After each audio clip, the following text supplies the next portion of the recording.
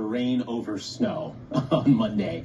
So this next one is fascinating. There's a clinical trial over at OU Health Stevenson Cancer Center that is showing some promise. It's to treat mouth sores caused by radiation and chemotherapy. The drug being used here derived from a pretty unique source. We're going to get into that in a second. But joining me now is Dr. Christina Henson. She's a radiation oncologist with the Stevenson Cancer Center. She's also leading the center's participation in this trial. Doctor, thank you for joining us this morning. Thank you for having me. So I mentioned those mouth sores. Can you talk about how those happen and just how painful those are for those patients? Sure. So mouth sores are really common in patients undergoing cancer treatment, but especially patients undergoing cancer treatment to the mouth and the throat.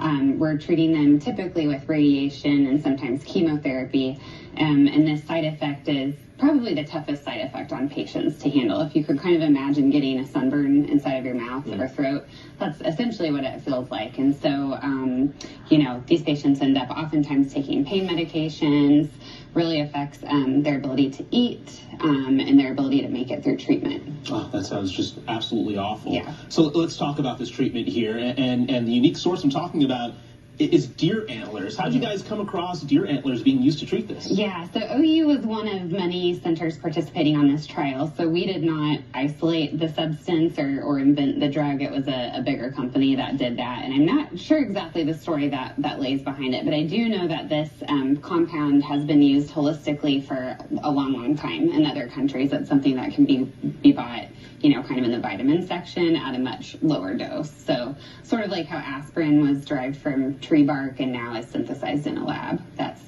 the same for this compound. That is absolutely fascinating. Mm-hmm. What are these trials showing so far? How effective is this drug? Yeah, so far they're showing that the time to onset of this side effect in our patients is about 2 whole weeks later than it normally would be without the drug. And it's showing that these patients have less severe symptoms when they do have them. So this trial that we participated on was a phase 2 trial, so fairly small, and the next step is going to be phase 3 to look at it in a much larger population of patients, but it was an international trial.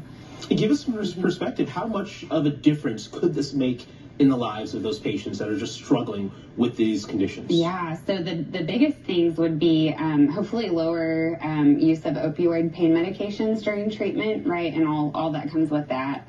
And then also lower rate of needing feeding tubes placed during treatment. So when people do get the really bad sore throat, sometimes they're just not able to continue eating by mouth. And so we have to put a feeding tube into their stomach temporarily. So it's not the end of the world, but obviously most people would prefer not to have to do that. So it could be huge for our patients' quality of life and their tolerance of treatment and their ability to make it through the treatment that's hopefully going to save their lives. From a personal perspective, can you speak to the hard work and dedication that this took from you and your team over at the Stevenson Cancer Center? What was it like working on this and discovering, just how effective this stuff was? Yeah, so anytime we do a cancer trial, it's more work on the clinical side because there's a lot of paperwork that we have to submit for each patient.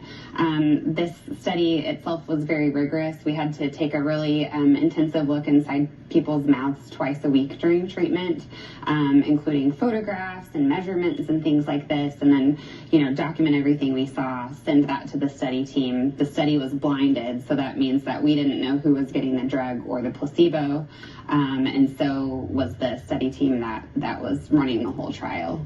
Okay, so a lot of hard work. A lot of hard work, yeah. Patients were filling out like daily symptom inventories for us that we were keeping track of too.